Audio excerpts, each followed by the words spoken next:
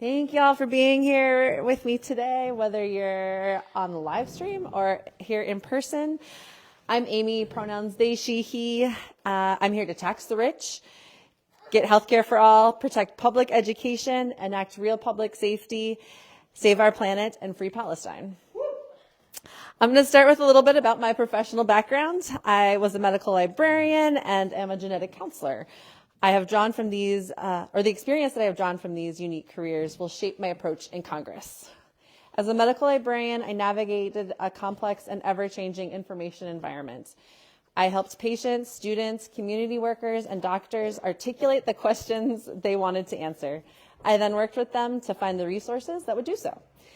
As a genetic counselor, I review and help interpret personal and family history and complex genetic test results.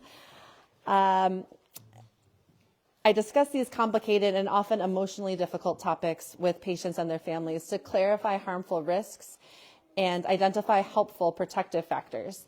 I leverage my expertise and experience to act as a guide, empowering them to make the best decisions for themselves. Both of these careers are guided by the ethical principle of informed consent, built on evidence-based practice.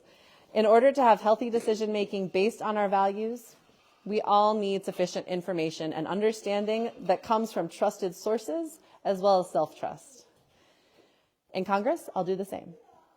I will use my skills as a librarian to navigate our misinformation and fear-based political landscape. I will gather robust information and viewpoints from the people of Congressional District 4, especially those who are historically overlooked. I will consider risks and protections within the context of this information to shine light on policy options and impacts. And I will share that knowledge back with constituents. I want all of our informed consent to guide the decisions that I make, not superficial opinion polling, lobbyists, or special interests. That requires working together with you at every step of this process, empowering you to make your own informed decisions and take action with me. I will continue my work as an organizer in Congress, bringing inside-outside strategies so that we plow through the corruption and political gridlock to make change with comrades and colleagues there as well. I will bring my identities and fight to ensure others can do the same because our diversity is our strength. I know that sounds like a cliche, but it's becoming taboo and we need to defend that diversity. I'm a white, German-Irish, trans, non-binary person whose dad grew up in a one-bedroom apartment in Brooklyn while my mom was raised on a New York dairy farm where I spent my early childhood. Those overlaps with Wisconsin. I'm a parent of kids learning Spanish in a dual-way bilingual Milwaukee public school.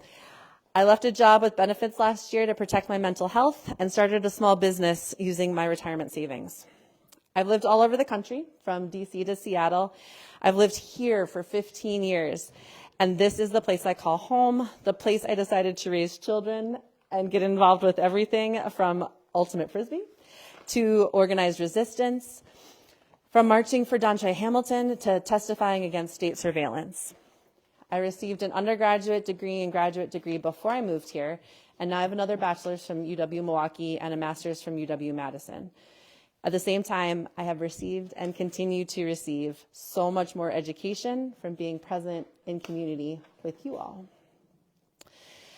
So I'm standing here in the former home of the Riverwest Co-op grocery and cafe, which had to shut its doors last fall. From volunteer time to the rising costs of ethical food options, it became impossible to run a food co-op where so many people are working multiple jobs and still struggling to pay rent. I was serving on the co-op's board at that time when we had to make really hard decisions. But there'll be something new in this space.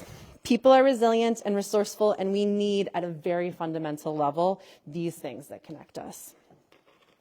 The intersection of health and community and grief and hope grounds me personally here, and is a reminder for me of the ways in which we have to protect the environment, educate and keep each other safe, share resources, and have our housing, food, and health needs met. We need green jobs and rights of nature, not data centers and bombs. We need universal health care, not ongoing wars and complicity in genocides from Palestine to Sudan. We need accessible public education, not food apartheid. The projects of material reparations and land back are needed to acknowledge and heal from the injustices of slavery and genocide perpetrated and continuing on this land. We do not need the existence of billionaires. I'm feeling a calling to electoral politics, and I'm feeling that as a call to gather all of our power. With your informed consent, I plan to help that power grow and to share it with everyone as your representative for Congressional District 4 for the good of us all. Thank you all.